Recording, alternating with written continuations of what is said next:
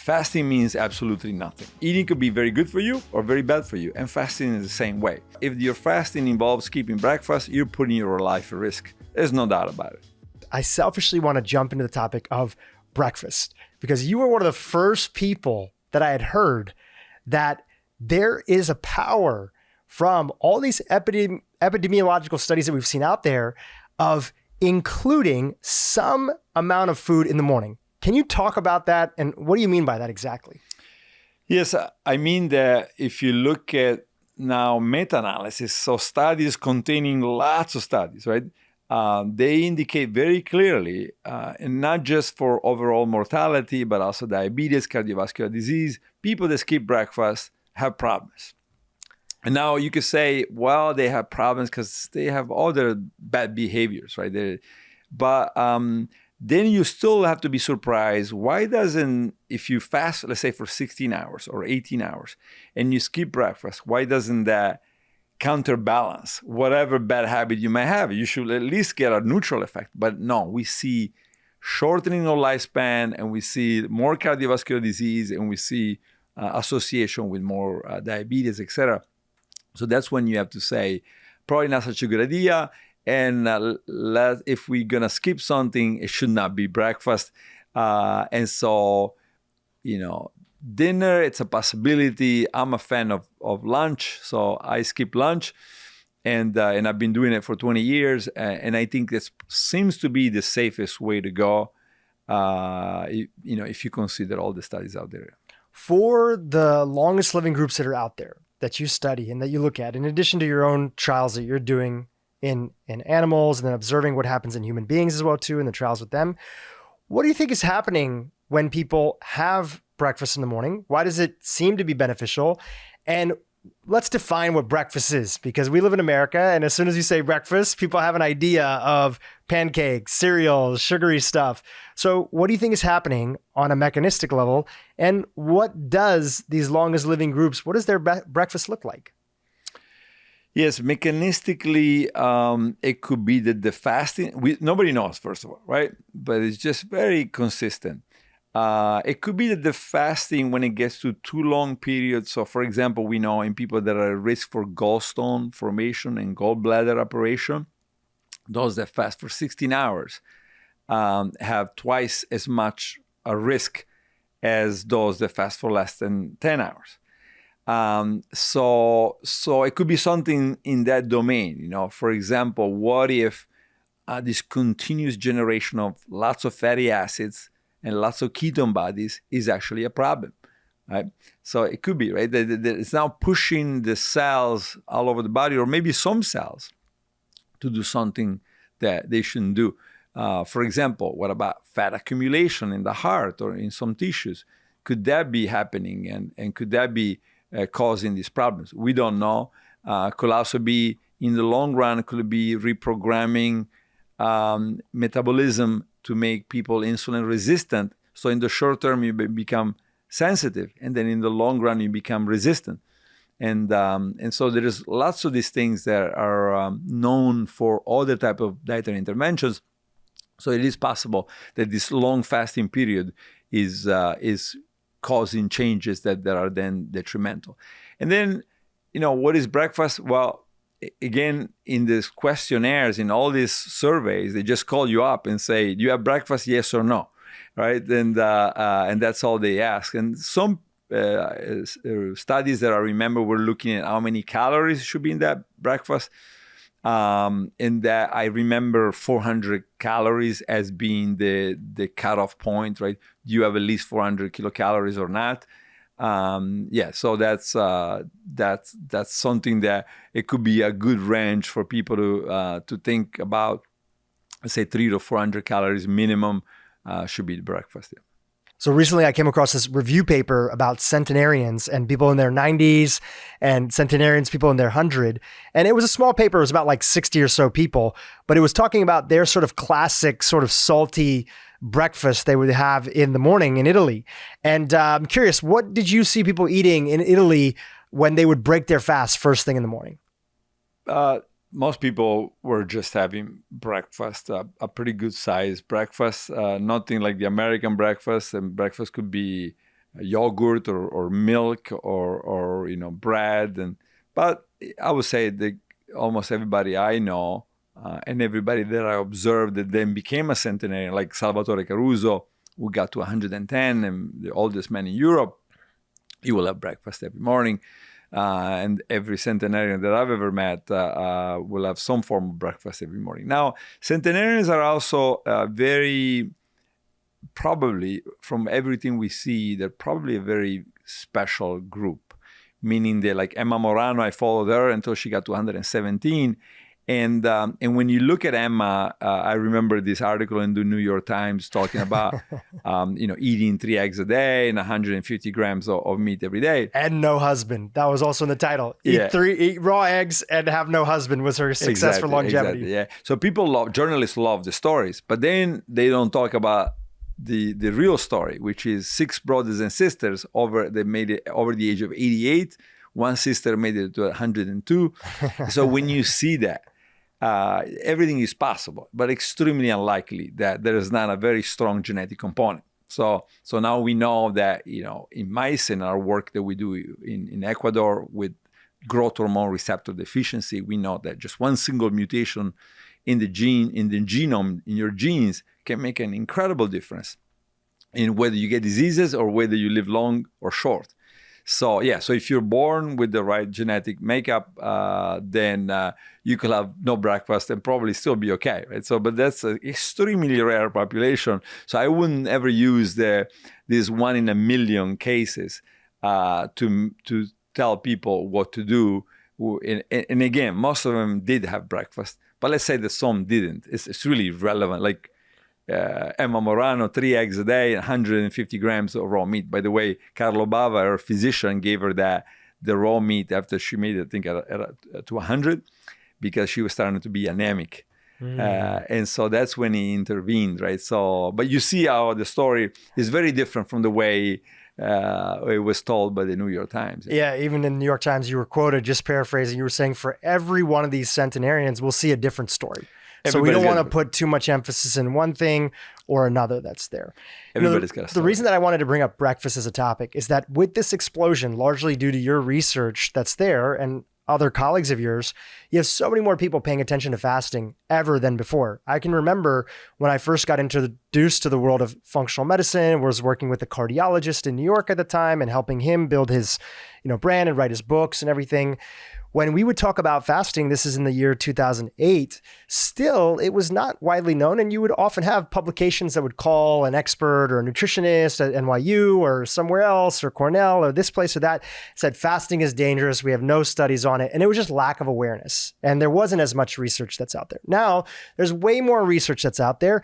And generally in America, when most people talk about fasting and them incorporating it into their routine in some sort of way and time restricted eating, they generally are talking about skipping breakfast. So how do you feel about, in one hand, there's this explosion of people talking about fasting, doing fasting, but in another, at least here in America, a lot of people are maybe missing a key component, which is that they're skipping the breakfast piece.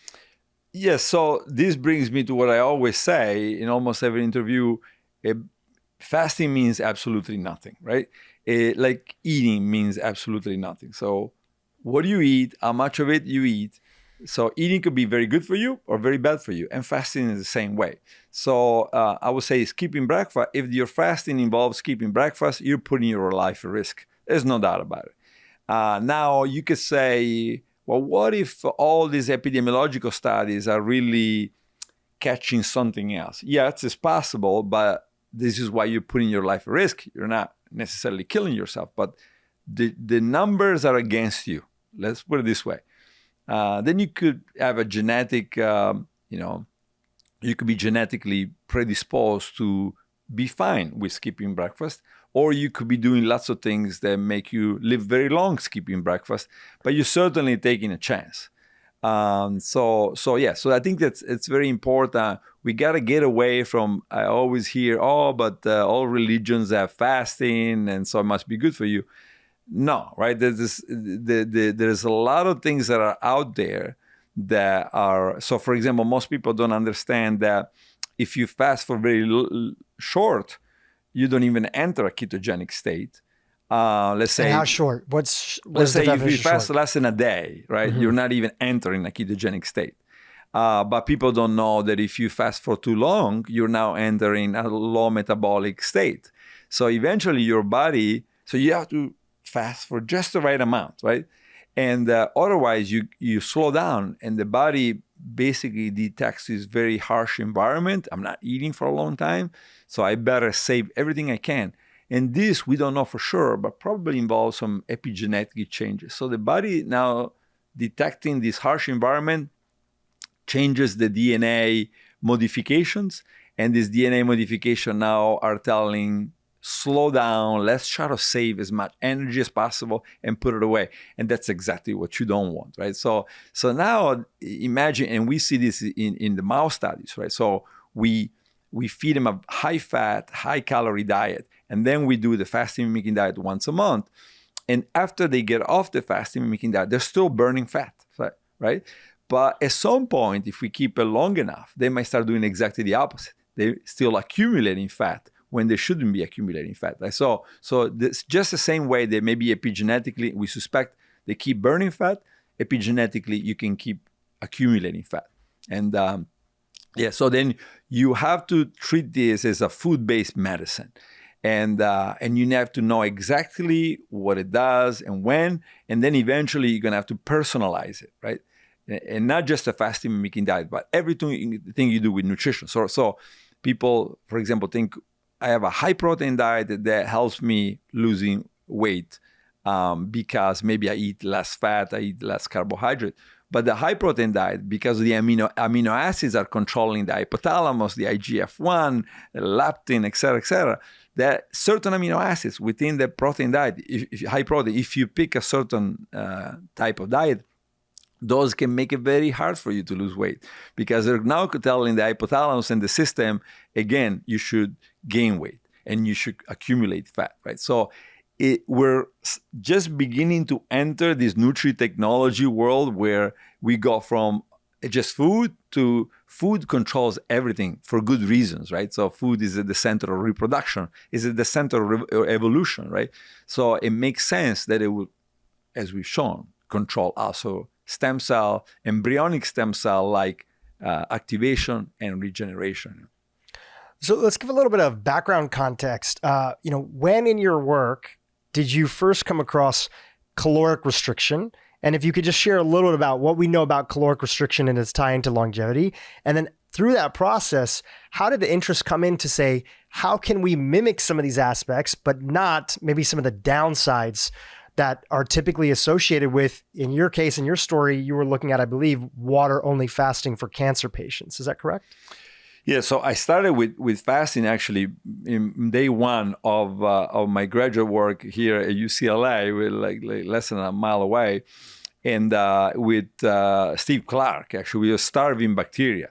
So I went from starving bacteria with Steve Clark to starving people with Roy Walford. And Roy Walford was a superstar of nutrition and aging here at UCLA. He was a medical doctor. And so, from day one of my graduate work, and then I went from starving bacteria to starving people and mice and back to starving yeast, right? So, and it was, I always say it's funny because at that time, everybody just thought it was the worst thing you could possibly do, right? So even my colleagues working in yeast were making fun of us for working on starving yeast. And bacteria, that was seen as also a boring topic, right? Starving bacteria. So I worked on this from day one, and at some point it just exploded. I think it was around 10 years ago, but before that it was just not viewed as a very interesting. People were trying topic. to tell you, don't waste your time. It was just everybody in those days in the 90s was focusing on growth and cancer and these oncogenes. And so no matter what system you worked on, people were excited about things that were very active. And starvation was seen as something like, why would you possibly study things that are starving? It makes no sense, right? So, and also the other thing that everybody felt that was boring was aging, right?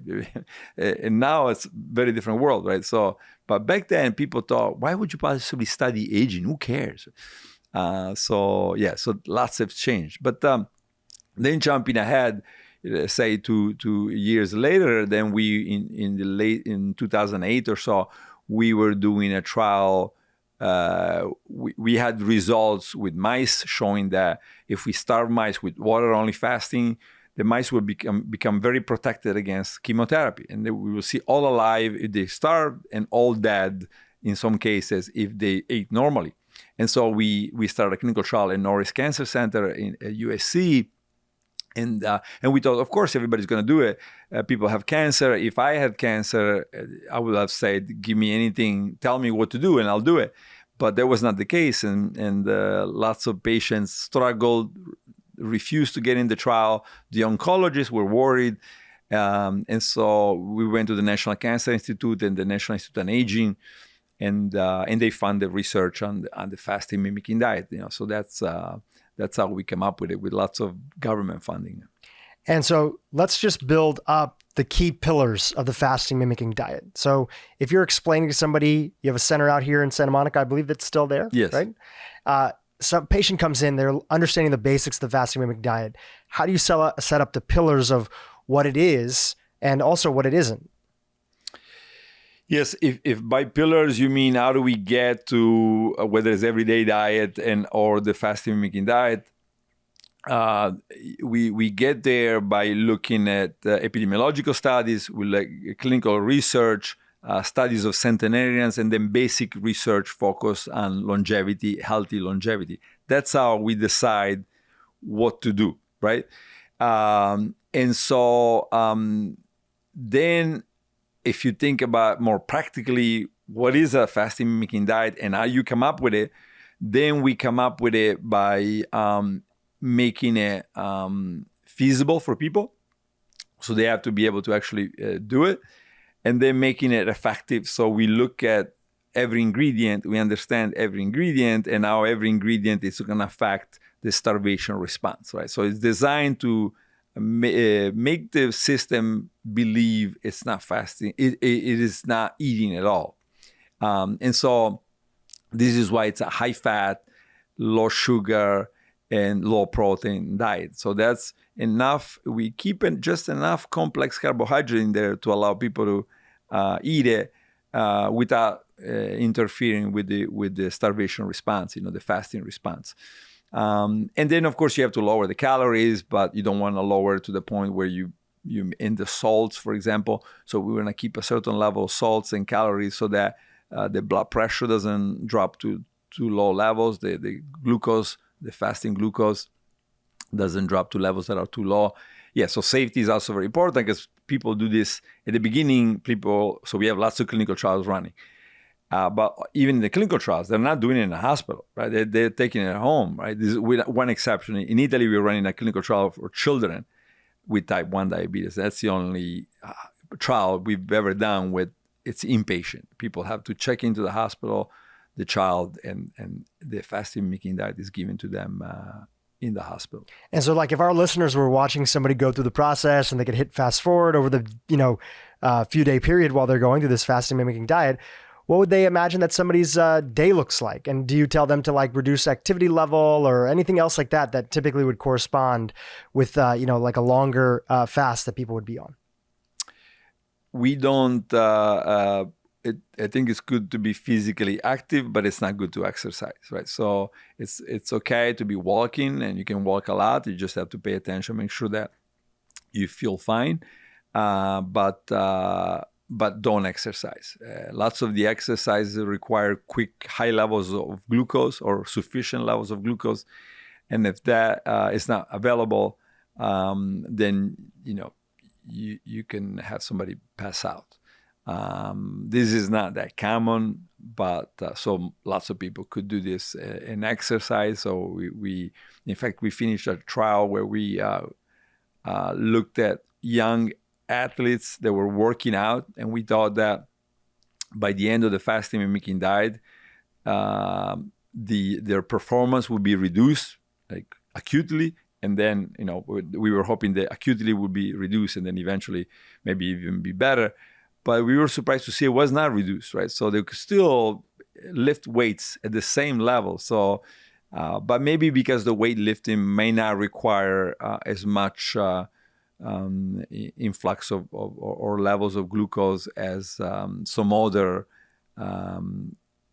sport activity. So we don't know. So we recommend that people don't do strenuous exercise, at least.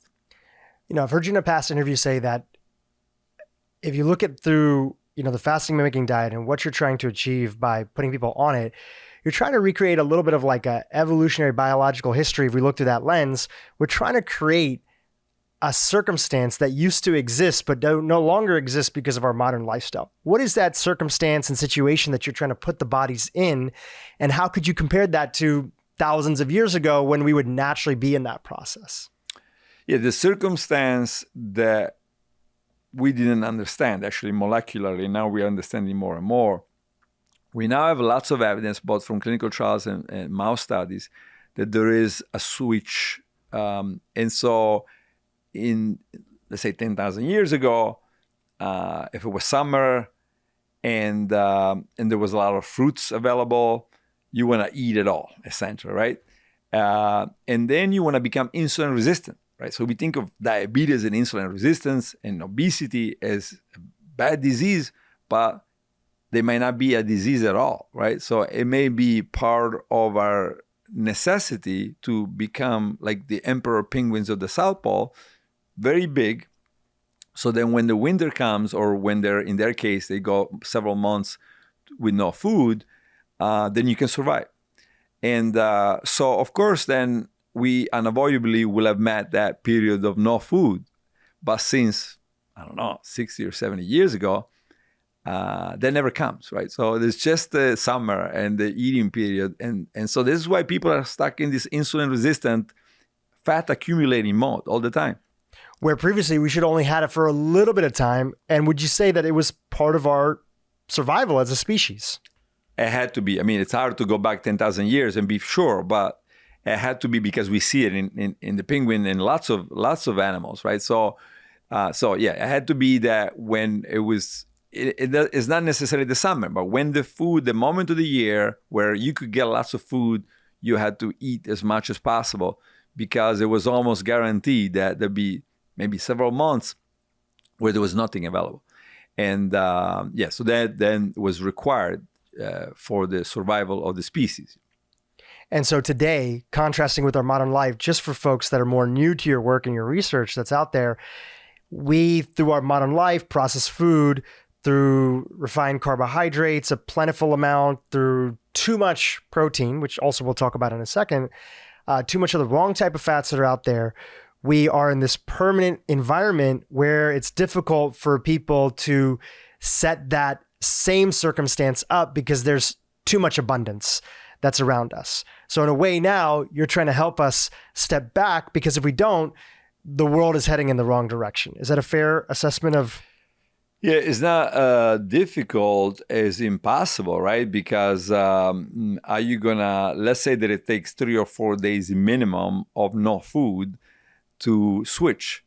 Are you gonna get that, right? So with people now being told for the past 20 to 30 years, you should eat 6 times a day. So yeah, that's what we heard, in this panic about eat, because otherwise you're gonna have problems. So most people are just scared to go even one day with no food. And I always found it entertaining, this idea of 5 or 6 meals a day, because I always thought, imagine the millions of people that might get to 8 p.m. one day and say, I only ate twice today. So I have another 3 or 4 meals to go, And not surprisingly, when Sachin Panda looked at the feeding pattern, people ate for 15 hours a day, right? So so there's lots of opportunities to eat and lots of opportunities to overeat, and zero opportunities, of course, considering also the medical community and like you were saying earlier, oh, no, don't fast, because no forms of fasting, because that's dangerous. So then, you'll never meet those 5 days that are required to get you in the winter mode and start, instead of accumulating fat, burning fats. we talked a little about cancer patients. You talked about doing this with like kids who are type 1 diabetic. What are some of the things that you see when you put people on this that are in some sort of disease state? And then also, because you've had this explosion through, the larger company, L Nutra, and like the system of people going on Prolon and being able to buy the box and do it at home. You have a huge amount of people in the wellness community that also realize like, look, even if I eat really healthy and I eat better quality food, I actually am not really fasting for that long of a time. So let me go on the program and do it. So first, with people in disease states, like how profound are the results? Like what have you seen? And then let's talk about people, probably a lot of people who listen to this podcast too, who think of themselves as pretty healthy, but then go on it. And what do they see? Yes. So we had in our clinic, for example, we followed a doctor, right? And this physician was on lots of medication for hypertension and diabetes, right? So diabetes and hypertension. And so our team started working on him. But after 9 months of the everyday longevity diet, things started to change for his weight, and things started to change a little bit for his blood pressure, but nothing was changing for his fasting glucose. It was still 130. And I'm telling you the story, but I also have the clinical trials. And then it does 3 cycles of the fasting mimicking diet. And you see the chart going like stable for 9 months to as soon as he starts with the FMD, then the switch, right? So just to make it clear, he did 3 cycles, and how much time in between those cycles each, roughly? It was maybe a couple of months, 2 or 3 months between each cycle, let's say, right? In the clinical trials, we did it once a month for either 3 cycles or 4 cycles. But in his case, he did it every 2 or 3 months or so. And so now the combination of these two worked extremely well. Whereas you can imagine if after 9 months you have this diabetes and you're starting to get discouraged because you're saying it's not working. And I don't know, I changed my diet. It was not a huge change in his diet, but it's a significant change. And so 2 years later now the weight is there, the blood pressure is back to normal, the fasting glucose is back to normal. He doesn't have diabetes, he doesn't have hypertension, and he's off drugs, all of the drugs, right? So he went from 3 or 4 drugs to 0. So that's what you want, right? So you want 2 years, you don't want 2 months, oh, look how great it is, and you're cured from diabetes. No, you want to take it slow. You want to make sure that it's reasonable and feasible for that person for the rest of their lives, and it's not that invasive, and so they're going to maintain it. Because sometimes, and we'll get back to this, but I just want to make this point, you've shared that sometimes when people go on a very invasive program, even if they get short-term results, if they yo-yo, that's very dangerous. And we can talk about that a little bit later, but I just want to make that note. Yeah, sure. Yeah. So it was worse than not having done anything at all, right? So if you start cycling, more than 10% of weight loss and 10% of weight regain, it would have been better to do nothing at all. Stay at your original weight and do nothing. Mind-blowing. That's really mind-blowing for a lot of people. So this doctor that you had going through the program, he's a perfect example of somebody who is able to get off of, medications and make these dramatic changes in their life. What do you find for people are some of the anecdotal things that you hear from people who consider themselves as maybe eating a more whole foods diet? They're not eating ultra processed foods, right?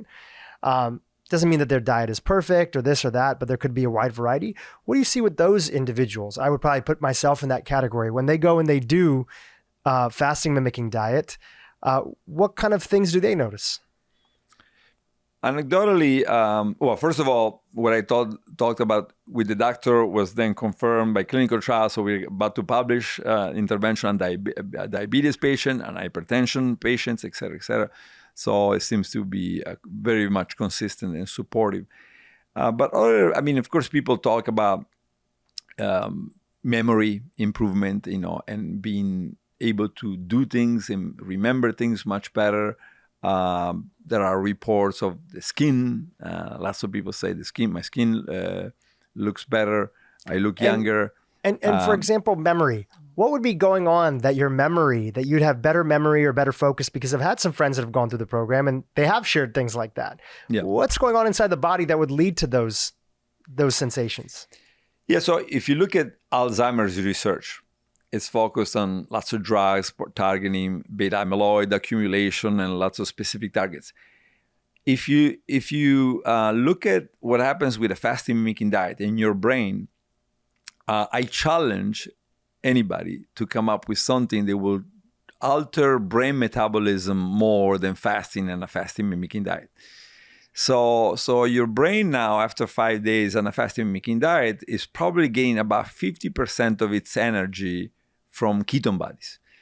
And those ketone bodies, we're starting to suspect, may not come from the liver, and they may be coming from the brain itself. So now the brain may be making ketone bodies. So yeah, you're changing brain metabolism, and you're modifying the type of cells that are in the brain.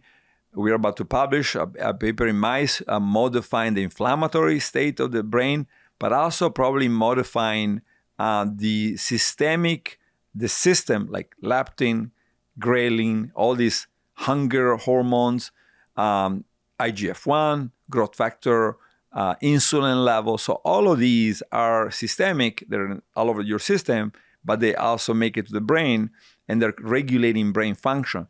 So you're changing so many things that it would. We don't know what the effects are going to be. We're also doing a trial on Alzheimer. We already recruited the first 30 patients. So our hope is that this rewiring of brain metabolism, and by particularly the movement from fasting mimicking conditions to regular diet, it could be the answer. Now, it's not only about fasting, but it's about going from fasting to refeeding. And this we see very clearly. For example, when we take mice, we damage the pancreas, they stop making insulin. Then we do cycles of fasting mimicking diet and refeeding, and we see the cells of the pancreas regenerating and we see a pattern, an embryonic developmental pattern. What does it mean? That the pancreas is starting to look a lot like it looked when the mouse was first born. So is that happening in the brain? Well, it's a little harder because, of course, lots of the cells of the brain, the neurons don't divide, or most of the neurons don't divide. But what if there was so much change in the brain cells that now you have a rejuvenated brain, or certainly less inflamed and rejuvenated? We don't know in humans. We know in mice because we looked at brain neural stem cells, and they are increased, and the mice are doing better cognitively. So we see them having better memory longer during aging. We don't know in people, but that's certainly what we're hoping for. So those are some of the things that people notice. Memory, better skin, more energy is one that I hear a lot. Like a better resetting in terms of like their blood sugar sort of balancing throughout the day. So jumping forward to this topic of refeeding, in America, we tend to take things to extremes. So if somebody says that fasting mimicking is good, immediately somebody thinks, well, I'm just going to eat this way forever, right? Help us understand why that's really maybe not the right approach. And what then does the foundation, which is really the longevity diet that you wrote about inside of your book, what are the foundations of that to maintain some of the beneficial things that we want to do in between these fasting periods? Yes, so people, especially those they might have disorders, like eating disorders, I tend to say, okay, well, now I'll do this all the time. I'll do it once every 2 weeks. And no, you don't want to do that. And in fact, I say you want to do it when you need to do it. Now, in a country where over 70% of people are overweight or obese, and now Europe is about 50%, so Europe is not that far behind. Lots of people need to do it quite often, right? So it could be, let's say, 3 to 5 times a year. But that's it, right? So if you do it 3 times, that's 15 days a year. If you do it 5 times, is 25 days a year. So that's of course in the diabetes trial, for example, we asked the patient to do it every month for 12 months. But they had diabetes, and most of them were obese with diabetes, right? So, and the idea there is get where you need to get, and I cannot talk about the results very much, but it worked very well, right? So so get where you need to get in 12 months, and then maybe you go to 6 times a year, and then you go to 4 times a year, and eventually you might be okay with, let's say, 3 to 4 times a year. And but then the refeeding is as important, and the nourishment is as important as the restriction, right? So you have to have enough proteins. So, for example, one thing I teach my students, a lot of people that are vegan, view this as almost as a religion. And there's nothing wrong with being vegan. You could be vegan and very healthy, but lots of vegans have problems. Why?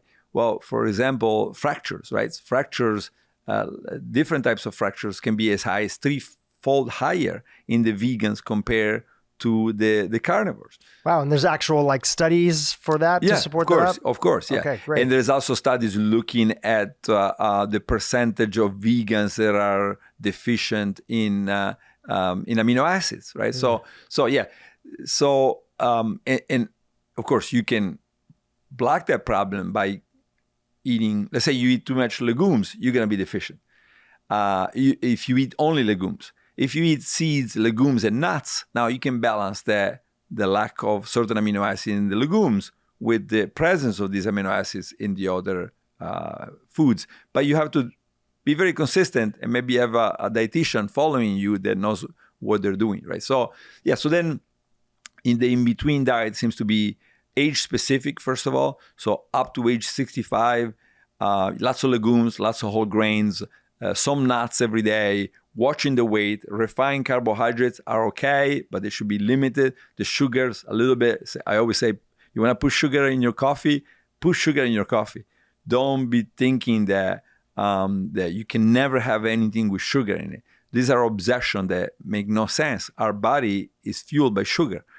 And 4 grams in a little bag of sugar to put in your coffee make no difference whatsoever.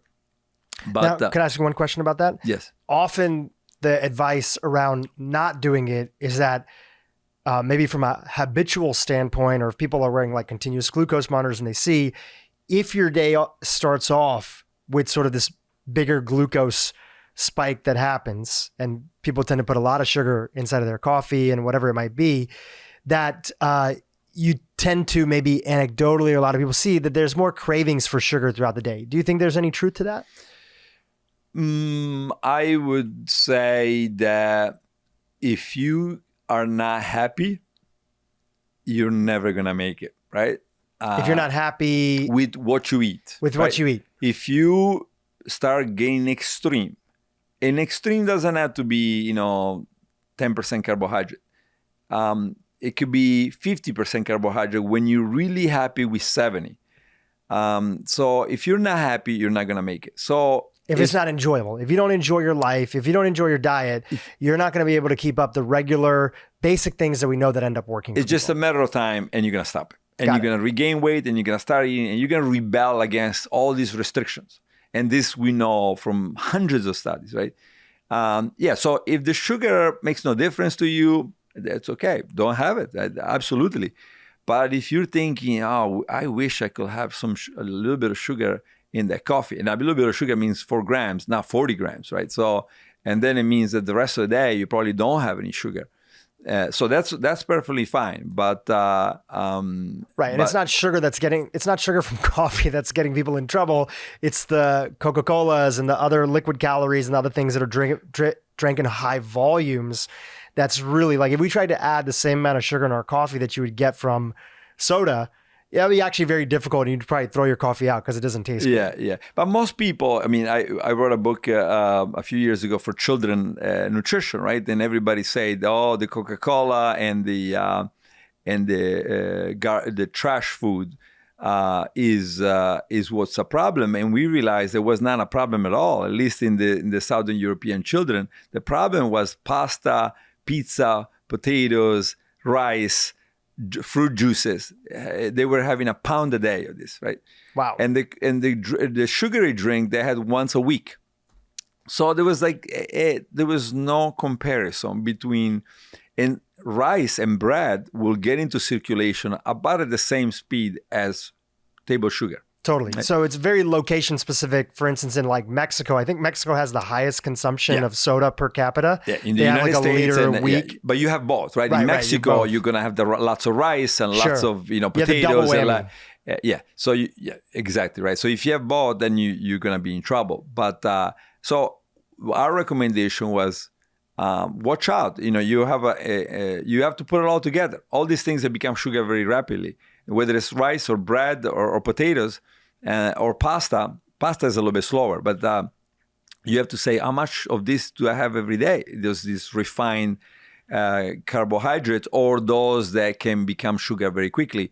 And that's what you need to intervene in not so much the 4 grams, but the 40 grams you might get from a small dish of potatoes, right? Sure. So why are you worrying so much about the 4 grams in the coffee in the morning, and then you're going to have a small portion of potatoes and think it's great? Or rice, right?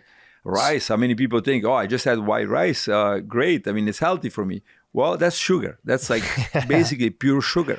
So for these things, and we've done a lot of episodes on this topic, we talk a lot about metabolic health. I'm a big proponent of, people, at least for a period of time, wearing a glucose monitor, just seeing, you don't have to wear it forever, but, just going through that experience, because we totally underestimate how much sugar is in our lifestyle. Even if you think that you eat very healthy, if you shop at Whole Foods, you shop at Trader Joe's, these other places, packaged foods just ubiquitously just has a lot of sugar and things. So you were explaining the principles of the longevity diet. So you're saying that carbs is okay. Again, you're talking about primarily carbs, getting a lot of that from vegetables. So how much do you want to be limiting these refined carbohydrates to in terms of amounts when you're laying out the principles of the longevity diet for people? Yeah, again, you want to enjoy what you eat. So like I have pasta almost every day, right? Usually for dinner? For dinner, yeah. Dinner.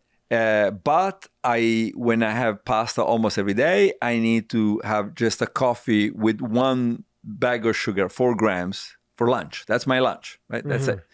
So if I have normal lunch of any kind, and then I have the dinner, and my dinner is huge, right? I don't have a huge dish of pasta. I have about 70 grams of pasta, and then lots of legumes, a lot of chickpeas, black beans, etc., and then lots of vegetable. And sometimes a little piece of fish. Well, then I fish maybe 2 to 3 times a week. Okay. Right? 2 to 3 times a week. Yeah. So to me, it's something that I know. I've seen it with my grandparents. I've seen it with the Okinawans. I've seen it with the Loma Linda people. I know nobody can argue with me that, no, people can't do that. You mean you're talking about like the pasta at night and the carbohydrates at dinner? I've seen it all over the world. The Okinawans was sweet potatoes and rice, right? And they had record longevity. And the Sardinians is minestrones, and the Calabrians in minestrone. Loma Linda is, similar Mediterranean-like lifestyle here in California. So you can be very long-lived and very healthy with a high carbohydrate diet. And there's a meta-analysis in Lancet that came out a few years ago showing it's better to have an 80% carbohydrate diet than have a low carbohydrate diet. And the 20% carbohydrate diet had the highest overall, added a 60% risk of mortality. Increased risk of mortality compared to the 50 to 60% carbohydrate diet, right? And this was just looking mortality, lifelong mortality or mortality risk. So you have to enjoy it. You have to have enough so you can maintain it for the rest of your life. But then you cannot have so much that you're going to start increasing your body mass index, your waist circumference, and your fat percentage, right? So probably a good idea from time to time to go to the nutritionist, dietitian, and measure either do a DEXA scan or do an impedentiometry and ask your doctor or dietitian how much fat. Because you could be thin and have 37% fat, and that makes you obese, basically. So then people shouldn't worry anymore about counting calories or anything like that. It should be more like, what is the consequence of what I'm doing on my fat percentage, on my muscle mass, on my waist circumference, et cetera, et cetera. So those, very easy. You can do it literally. The fat percentage, you can buy something at home and then maybe have it officially checked every year or so. And so this is very easy to do, and it allows you to say, my fat percentage is now 25, too much. So maybe I'm having too much rice and too much fruit juices and too much sugar, et cetera, et cetera. I need to cut down. And if your muscle mass is decreasing, proteins, certain amino acid, leucine, et cetera, in the diet might be deficient. You might have to go higher, and not just in the protein level, in the variety of type of protein. So you might have to have more fish or more, nuts, for example, or if you're vegan, to compensate for the lack, as I was saying earlier, in the legumes. Yeah. Since you're mentioning about protein, would love to just touch on this a little bit. Help us understand what you've seen in the literature of how much is too much. You've talked a little about too little. You talked about some of your vegan students. You talked about that. You talked about fractures, and again, if your muscle mass, is that probably the best indicator? Is that if your muscle mass is going down, regardless of what your dietary sort of approach is, you need to be thinking about a more sophisticated approach with protein in your diet. And is that the best indicator, is muscle mass? Muscle mass is the quickest indicator, right? So you can get really a DEXA, right? Not just you just looking at yourself. You should know a little bit about. Yeah, but you can also have something at home that gives you an approximation, right? They cost $100. Smart scales. Some scales measure your fat percentage, right? So it gives you an approximation. Then you can see if it matches once you go to the doctor and get the DEXA. If you're pretty close, then good, right? So you can do that. And so the muscle mass and the fat percentage give you a good idea of are you really getting in the wrong track. But then eventually I think we'll have to do frailty measurements, right? So it's about, if you go up the stairs, how quickly can you go up the stairs, right? Can you still run? Can you, if you go and walk for 2 hours, are you okay with it, right? So all these things are measures, it be simple measures of frailty. If you start struggling going up 2 flights of stairs at the airport, you're frail, right? You're having problems, right? So you need to make sure that it's not just about the muscle mass; it's about the functionality. Going up the stairs is a good way to assess, right, whether you have big problems. But eventually there are, we even do it for mice now. There are battery of frailty tests that look at everything, including walk speed and the ability to blow into, how much strength your lungs have, et cetera, et cetera. So those, I hope soon enough, we're starting to do that in the clinics, in the foundation clinics. And I think, within a few years, everybody should be doing these things, right? So assessing, based on your age, your frailty and functionality should be this. And you could also do it with the Horvath or the Levine biological clock measurements. So now you have ways to do it at the level of DNA or the level of blood, but those are more molecular. But you want to make sure that those molecular tests match the actual functional tests.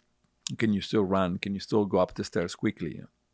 We've had a lot of physicians on this podcast that have come on. And when I talk to them about, like, if there was one test that people got that would kind of give you a good idea about just their health and their metabolic health, often the one that keeps on coming up is like fasting insulin, right?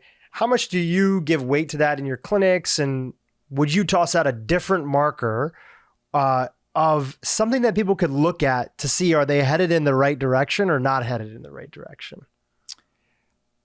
Well, of course, I would start with the standard, doctor blood test, right? Look at every single one of the markers, right? And if your cholesterol is too high, you're not in the right direction. If your blood pressure is 137, you're not in the right direction. If your fasting glucose and insulin are too high, you're not in the right direction. So each one of these, of course, tells you part of the story. And in any of them that are in the wrong range are telling you that you're going to have a problem. It's just a matter of time. And you're going to be on drugs. We know that after age 45, the average American is 2 or more chronic conditions. And that's the reality of most people. And then by the age of 65, you're up to 3 or so. Yeah. Going back to the fasting mimicking diet, one of the things you had mentioned is that the percentage of calories that come from fat is higher than a lot of people would assume, in a program for longevity. You said, I think it's like 40 something percent? 45, yeah. 45%. When somebody's continuing and they're in the refeeding process and they're doing the longevity diet, again, you don't measure calories, and we don't talk about measuring calories on this podcast either. But if you would generally look at some of the longest living societies and communities that are out there, what do they think of when it comes to fat as a makeup of their diet? And what are the best quality, what are the best types of fats that they're including? And what are some of the most worst types of fats that they're including in their diet? Yes. So if you look, it goes from 0 to 30, right? So Okinawa, very low fat diet. And they still get to record longevity. And the Greeks, the Italians, the Loma Linda people, pretty good levels of fat, maybe 30% or so of the calories are coming from fats. And what you see over and over and over represented all the pillars, not just the centenarians observation, are the olive oil, then the almonds, the hazelnuts, the walnuts, the salmon, the dark chocolate, say 85%. So those are pretty consistently appearing over and over and over, like as a positive association. So I would say to those that argue much lower fat diet, I would say that the evidence from almost all the pillars is against it, as long as they come from these sources.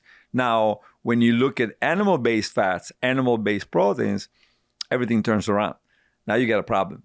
And so all the Harvard epidemiological studies over and over and over are showing high animal fat, high animal proteins, shortened or greatly shortened lifespan or increased mortality from overall mortality as well as cancer mortality, cardiovascular mortality, et cetera, et cetera. Yeah, so then pretty clearly, if you put it all together, you get 30% calories from fat, lots of olive oil, lots of nuts, and maybe a variety of nuts. Don't exaggerate, because nuts are also an allergen. And so some people, they hear like, oh, this is good for me, quinoa, right? That's just another. So they hear about, walnuts are good for you, and they start eating, 50 grams of walnuts every day. Well, you do that, and it wouldn't be surprising if 6 months later, if your family especially doesn't come from a high nut consumption history, you might develop an allergy to that. And then you stop eating walnuts completely. So yeah, I think it's good. And of course, we've seen this with gluten and the celiac, not just the celiac disease, but also the gluten sensitive. So a small percentage of the population has an autoimmunity against gluten, but a larger percent of the population probably has developed sensitivity to gluten, right? So it's the same thing with these healthy foods. Olive oil, I haven't seen very much, right? So it may be that olive oil is, you can be fairly high in the famous Astroc study. There's a New England Journal of Medicine paper on thousands of people. They were giving them a ton of olive oil per day and observe them for 5 years. And then they had to stop the trial because the olive oil people were doing so well compared to the low-fat group. Right, I saw that. Yeah, so olive oil doesn't really seem to be associated with much allergies, intolerance, etc. But so the nuts, you gotta pay attention. And also the salmon, you gotta pay attention. There are some toxins that accumulate in the fats of the salmon. So you can't just say, oh, this is good for me, so I'm gonna just have 10 a day. Or 10 a week, right? So it's good to say, okay, maybe I have salmon once or twice a week, and maybe olive oil I can have every day, limited amounts. Maybe I can rotate between 20 or 30 grams of different walnuts, hazelnut, and almonds. So that's probably a good way to do it.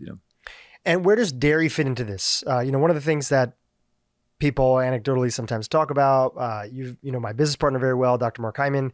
He was spending time in the Blue Zone region in Italy and with the families, and he was mentioning how a lot of them are, have goats and sheep, and they eat cheese throughout the day. And one of the things he was saying is that they'll pre-season the cheese by getting their goats and sheep to eat from the shrubs of certain types of food, so that by the time they make the milk, it has the flavor of rosemary or has the flavor of this, that. Where does that come in? Because I guess the question is that even in Loma Linda, and I understand that one of the challenges now is that a lot of people are not really eating and living the way that traditionally those regions did. So it's becoming harder and harder to do those studies that maybe originally inspired like the work behind the Blue Zones. But yeah, where does dairy fit into this, if at all? Yeah, so the Okinawans, of course, had zero dairy. Sure. And I would say when I visit the centenarians in Sardinia every year, and I would say when I really spend a lot of time with them, they would say that dairies were there, but they were expensive, and sometimes it was much more about vegetables, and dairies where they used to sell it. So they can get more vegetables or bread or any things that they... So they would sell it so that they could have more money for other stuff. Yeah, exactly. But that doesn't mean they didn't have but not very much, right? Not as much as... Now the shepherds, they will go and for months be away. They may bring for 3 months a year or whatever. They may bring dairy with them, cheeses with them. And so there was probably a lot more common, but... it was seasonal and probably never made it to more than 3 or 4 months a year. And of course, these shepherds are also walking maybe 10, 15 miles a day up the hills in Sardinia. So yeah, like you said, it was a very different world. And also the genetics are certainly, I bet, that the genetics are way underestimated. We're doing the studies right now on the Sardinians and to try to figure out genetics versus lifestyle. And I think they're both important, right? So, but of course, if you start already with, like Emma Morano, with a very strong genetic advantage, then the red meat or the eggs are not that big of a problem for you. And we know this also from studies of cholesterol, right? So some people can have 3 eggs a day, zero change in or very little change in cholesterol. And some people have 3 eggs a day and this cholesterol goes sky high. So we know that genetics can affect, does that cheese give you a heart attack or not, right? So I would say that for most people, cheese does not come up in this new meta-analysis, huge study that came out in PLOS Medicine just a few months ago, confirmed that the cheese and even the white meats, it was in the neutral range. Neither bad for you nor good for you. So if you have, low amounts of it, it's probably okay. But the legumes came out on top. Whole grains were under it. The nuts were way up there. And the no red meat, no processed meat was very important for the life expectancy increase. But the white meat and the eggs and the cheeses came... Well, eggs actually were in the negatively associated with longevity, but the cheese, I think, was neutral. So do you avoid eggs in your own life? Maybe 2 a week. 2 a week. Got it. You're mentioning about the sheep herders, and one of the things that you said is that, they were walking a lot. And one of the things, part of the longevity diet is not just a diet that you eat, it's a lifestyle that you live. And tell us how you came to the conclusion that walking an hour a day is so central to the aspect of longevity. First and foremost, food interventions, nutrition interventions, fasting, in the fasting mimicking, those seem to be, at least the way you've shared it before, a higher weight. But in addition to that, the movement piece, of which walking a day is one part of it. We'll get to exercise, rigorous exercise, in a second. But how did you find out that walking 1 hour a day was a crucial piece of the puzzle? Well, there's a lot of, first of all, I rarely meet centenarians that don't have that story of working in the field or being shepherds or doing some manual labor, right? So that's already a good indication. And we're talking about not an hour a day, we're talking 7 or 8 hours a day.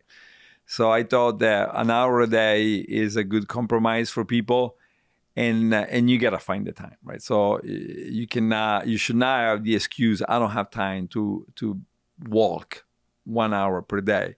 And then there's a lot of studies now that are proposing or indicating that people that regularly walk, they do better than everybody else. And from a habit standpoint, is there a way that you're busy, you have all your work, your research, your for-profit companies, which have a major nonprofit element, all your shares being donated to the greater good of public and addressing chronic disease and helping to cure chronic disease for people, but it's a busy life. So on a practical level, what are some of the things that you figured out for your own life to get in and squeeze in those hours or as close to it as possible? Yeah. So the way I did it, well, first of all, and I guess we're going to talk about it, I recommend 150 minutes of exercise a week. And I do about an hour every other day. And but the walking, to me, it was just picking 2 places per day that are 50 minutes away, right? And then getting in the habit of going twice a day, 15 minutes. Say I get coffee, come back, get whatever, and come back, and that's an hour, right? So yeah, once you get used to it, then you're sort of looking forward to it. It just gets you away from whatever it is that you're doing on your computer or anything else. So like your lunch, for example, you said you sometimes skip lunch and have coffee. Well, most days it sounds like. So you would incorporate that there, for example, have a coffee shop that you could walk to? So while I'm in the United States, while I'm in Italy 6 months a year, I have lunch every day and I gain some weight. While I'm in the United States, Monday through Friday, I don't have lunch, right? So I'll go and get coffee 15, 20 minutes away. So that's already 40, 45 minutes, just the one single walk. And then, I definitely get over 1 hour a day of walking. So yeah, so I think that's very important. And also, I never touch elevators. I do anything as physically as possible, right? The groceries, just any opportunity I have, I try to do it the old way and without hurting myself. But so for example, push-ups almost every day, and just things that they maintain you physically working and using most of the muscle that you can use in your body. But for sure stairs and walking is a lot of my day, right? So as an Italian, I got to get your recommendation for like the coffee shop that's worthwhile for that 15-minute walk both ways. So since I live not too far away from here, I'll have to get your favorite coffee recommendation so I can start going there too. Yeah. I want to talk about a little bit, in addition to, we've talked about the food piece, which, we've addressed the fat, the protein, the importance of a lot of plant-rich foods inside of the diet. We talked about the fasting piece. We talked about now the movement piece that's there. Are there other elements that make this a complete picture from your eyes of getting all these benefits so that we could potentially live longer, or at least to the highest of our genetic potential in our lives? Is there anything else that you want people to be thinking about in this context of, even if it's not your exact research, it's kind of periphery around your research? Yeah, so I'm very interested now. Peter Diamandis and others are talking about stem cell therapy, right? So I think it's really interesting, and I think it's we need a lot more research, more clinical research in what can stem cells and which type of stem cells can be injected in somebody, in a mouse and then in a person. And what is the best way to get into, of course, an embryonic stem cell, say a totipotent embryonic stem cell, can rebuild a human being, right? And is there a way to, and we're starting to work, we've been working on this for a while, but now we're starting to focus more and more on it. Is there a way to partially rebuild organs and systems by looking at certain type of stem cells. But then the biggest trick is how do you get them to do that, right? So let's say the brain is going to be the ultimate challenge. So you have this brain, the great majority of neurons are not dividing. So how do you replace neurons, this incredible network of neurons, with new ones, right? So, I mean, these are, of course, borderline science fiction questions, but we're very interested in that. In, some of the realistic things now you're starting to hear about, I had knee pain and I injected the stem cells and magic, and I don't have a knee pain anymore. What is it true? When is it true? And why is it true? And how do we make it better? And can we actually, completely replace somebody's blood and immune cells non-invasively? And so now you have a younger immune system. So I think we're getting close to this kind of interventions. And it's still very scary. I always tell people I was in the lab back in the early 90s, where not me, but somebody in my lab, together with a group in the East Coast, they discovered the gene for Lou Gehrig's disease, amyotrophic lateral sclerosis. So, and it was a mutation in the SOD1 gene, superoxide dismutase. And so when that happened, we thought, great, in a few years, we're going to have a cure for Lou Gehrig's disease. And now 30 years have gone by, and we're still not even close to a cure for Lou Gehrig's disease. Right. And we know, like one of the mutations that cause the disease. And you think, how long could it possibly take now that we have that? That's what everybody thought, right? So my point is, it takes a lot longer to go from it's possible, or I know what causes the disease, to the full implementation, safely implemented on people without risking their lives and without risking that they get a cancer, they get some big problem. Look at the vaccine, right? There's a big movement around the world. I don't want to get vaccinated. I had world top scientists, my friends, saying, I'm not going to get the vaccine, right? A vaccine, right? So, because they're worried about the long-term consequences, right? So, and do you feel they're just in that feeling? They certainly made some good arguments. So I think we all felt we don't have the time because it would take weeks to go through all the literature and figure out. I'm not a virologist, so I didn't do that, right? So, and nobody I know did that. So I stopped everything to take 2 or 3 weeks and figure out, could they be right? I didn't do it. So sure. I don't know. Probably not. Probably the virus is more scary than the vaccine by far. That's what it looks like. But did I review the literature carefully? No, I didn't. And so until that, and maybe together with a team of specialists, I don't know. So just to put it next to, let's say, stem cell therapies or any other therapies like that, especially all these drugs we hear about, take this and take that. What do you know? How do you know what's going to happen to you after 20 years of that? Could I have presented to you cocaine, 50 years ago and told you this is magic? You should take a lot of it. It's going to make you feel great. So I think there's irrational exuberance, which might hide actually some success stories. And I don't mean to go slow, because we love to go fast on this, but we love to go fast and careful, because we don't want to take anybody's ability to get to 110 healthy, which is it's a real thing, right? It's a reality. We don't take that reality away from anybody. I'd be like, I would feel very bad for the rest of my life if I knew that even one person, I shouldn't have done that, right? I told them something, and this shortened their life.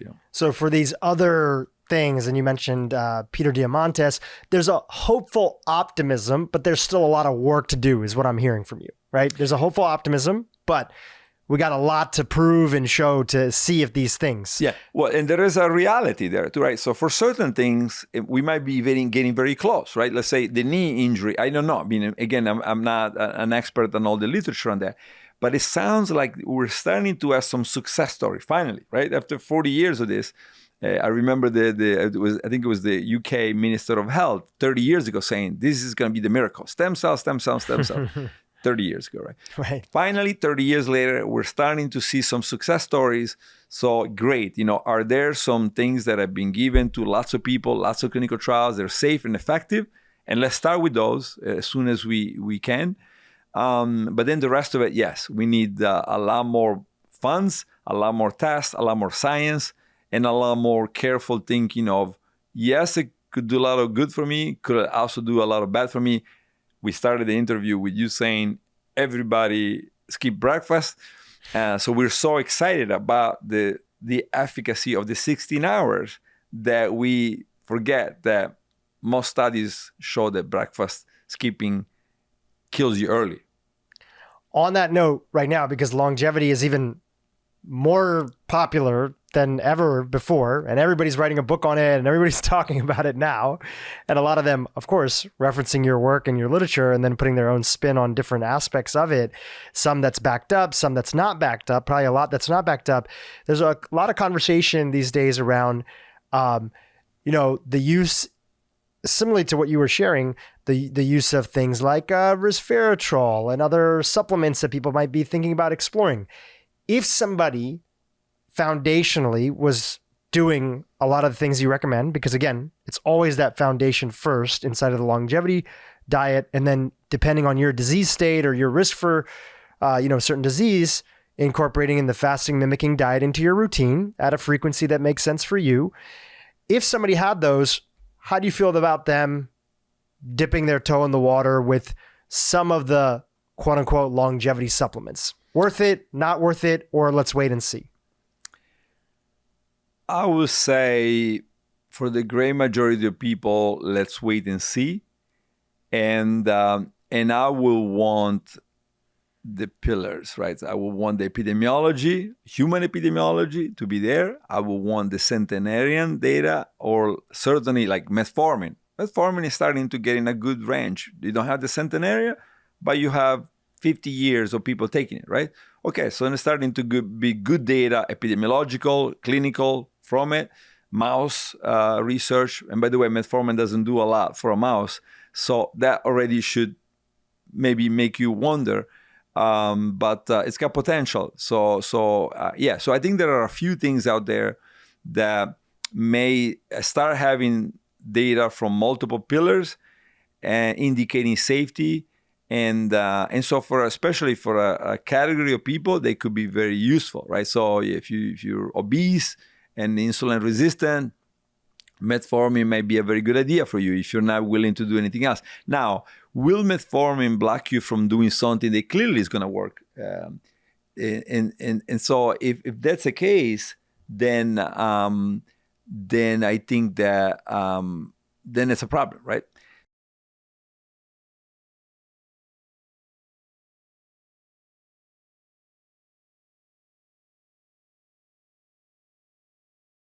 So if you could do something that reverses, as we've seen with lots and lots of people in the trials, but you don't do that because you have this magic drug, then I would say not a good idea, right? For those that can do it and they can really fix the problem from its source, right? So fix the insulin resistance from its source. Deplete, go down to the right level of fat accumulation. Go down up to the right level of exercise, of weight training, et cetera, et cetera. That is by far the right way of doing it, because it's going to also make you feel better. But I think that lots of these drugs have potential, and so we just have to wait and see. What are the risks and what are the potentials. I'm a little concerned about, as I was even, so my laboratory first discovered the TOR cis-kinase pathway's role in aging over 20 years ago. And I was always worried about rapamycin. So we were receiving rapamycin from Mike Hall back in the mid-90s. I remember we were testing this in yeast. And we saw a little bit of lifespan extension, but not very much. I was always worried because it was intervening at the center of life, right? So we're intervening at the center of a cellular function. And I thought, it's a little scary, right? To be blocking. It's a blocker, right? So it's blocking this pathway that is at the center of growth. It is at the center of protein synthesis, et cetera, et cetera. And so I am also concerned from a fundamental, from a theoretical point of view, and an evolutionary point of view. I'm concerned about blocking, interfering with the heart of a cell and the heart of a human being. I'm less worried about when you interfere, for example, and that's one drug we're working on, growth hormone receptor, because now you're looking at the master regulator. So the growth hormones that are regulating almost everything. So I think I'm less concerned about that than I am when you're going right into the middle of a cell, because then you have to say, if you keep doing that for decades, what's going to happen? Now, if you keep doing that with growth hormone, we know what's going to happen, because we have people that have growth hormone receptor deficiency, and they, if anything, they live longer. They don't get diabetes. They rarely get cancer. They're cognitively doing better. These are humans, not mice. But the mice have the same phenotype. They live 40% longer, by the way. So when you see that, worms and flies and mice in humans, then it's good news. We don't really have that yet from most of the supplements out there. So I think that's also at the theoretical level something that should be kept in mind. What is it going after? Metformin is something else that's going to the middle of the cell and interfering with mitochondrial respiration, interfering with gluconeogenesis, the generation of new glucose. Interfering with some of the growth pathways. And also probably the question is, compared to what? Pharmaceutical companies don't often have to talk about their drug that's being developed in comparison to, let's say, dietary interventions. It's sort of like, here's what this drug does on its own. Well, could you get that same benefit through some sort of lifestyle modification? In the case where people might be taking metformin as primarily an optimization tool, not because they're diabetic.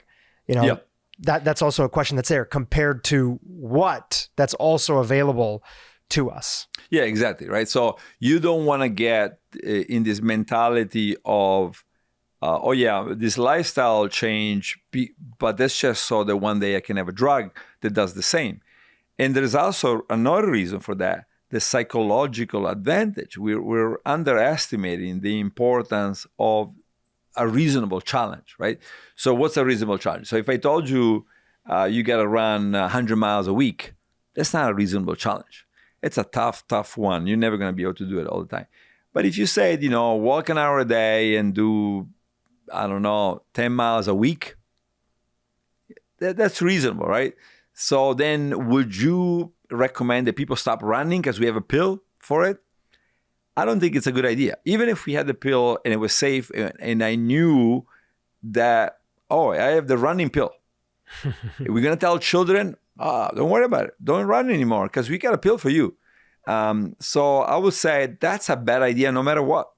So all this biohacking and all this technology should not take away from this very important aspect of, once in a while, it may not be a bad idea to fast for 5 days, right? Have this challenge. Forget the benefits that you get, but also the challenge of, or just stop eating. That's okay, right? What happens when you stop eating? Or the challenge of, hey, I have to go and run up the hill, or lots of staircases.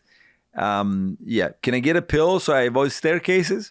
And so the world is moving more and more in this direction of avoiding any effort on anything. And not surprisingly, a lot of psychological disorders are going up with it. So I'm almost shocked in the United States how little we talk about this, right? The importance of difficulty and doing challenging things to build your character, to build, who knows, your spirit, all the aspects that come along with it. Yeah.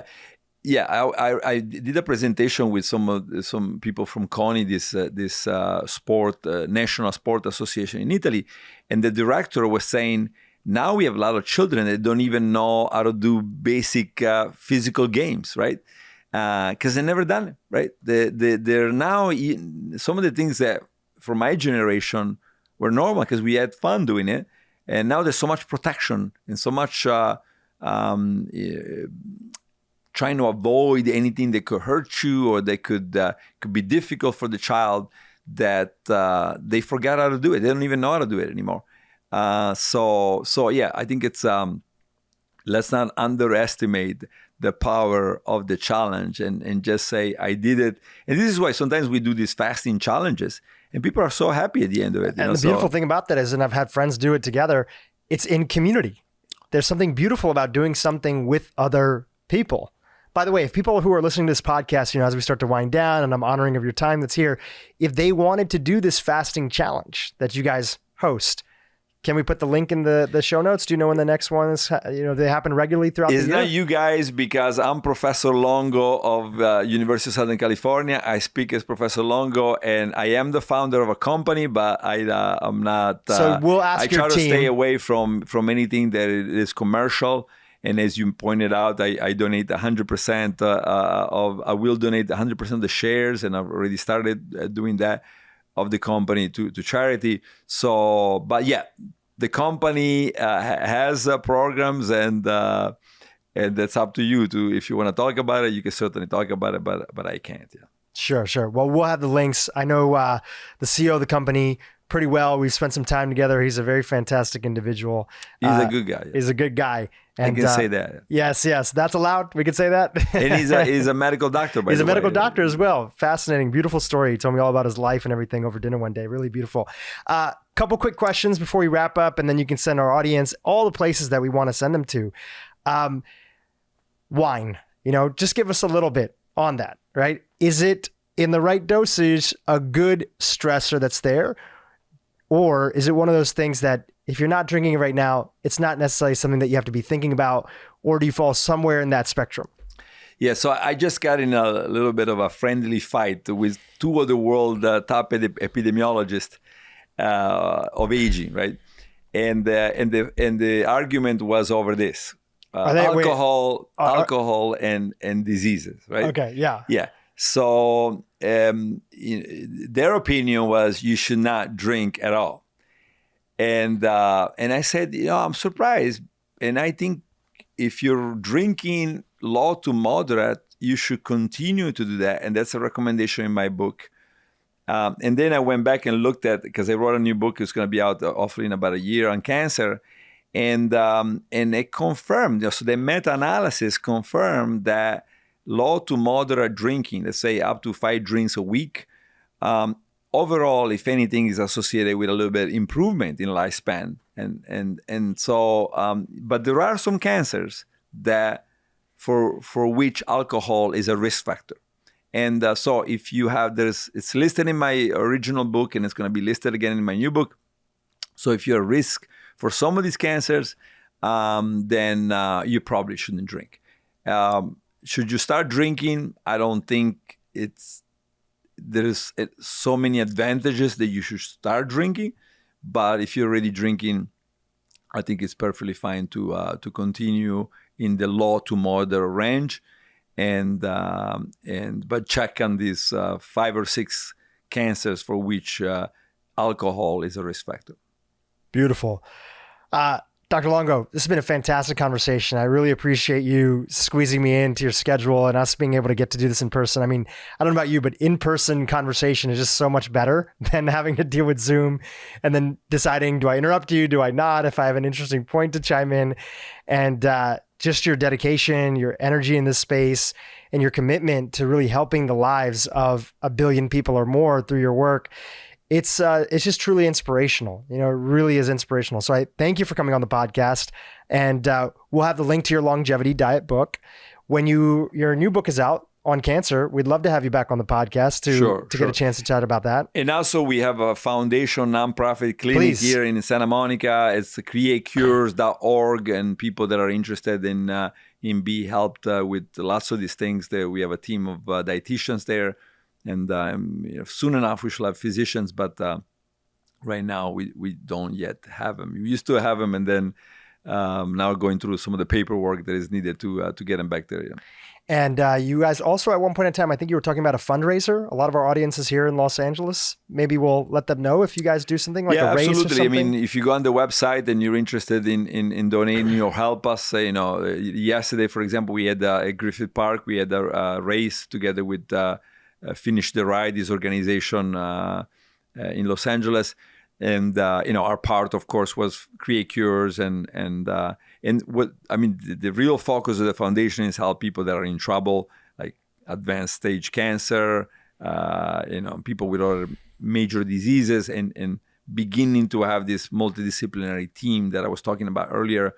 The dietitian, the molecular biologist, the physician, the psychologist. We don't have psychologists yet, but we will soon, hopefully. So the need for them to work together in people that cannot wait 7 or 8 years for a FDA trial to be finished, treating something that is untreatable right now. Yeah. And a couple of things I'll mention. Again, you don't have to mention it, but I can get a chance to mention it. I love the fasting mimicking bar, right? When people ask me like, what is a good bar to have around and that actually works and, has some good evidence behind it. Fasting Mimicking Bar. I'll put that link in the show notes. And obviously, if you want to do the Prolon method with the fasting mimicking diet with the box and everything, we have the link to that inside the show notes as well. And as a small token of appreciation, because I know you're a huge dark chocolate fan, I brought one of my favorite dark chocolates, no affiliation with the company, but I'll give it to you afterwards. Dr. Longo, thank you for joining the podcast. Thank you. It's an honor to have you.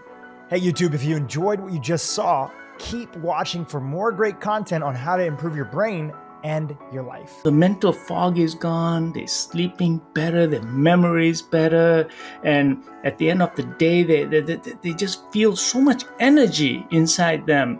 And they say, Doc, I never felt so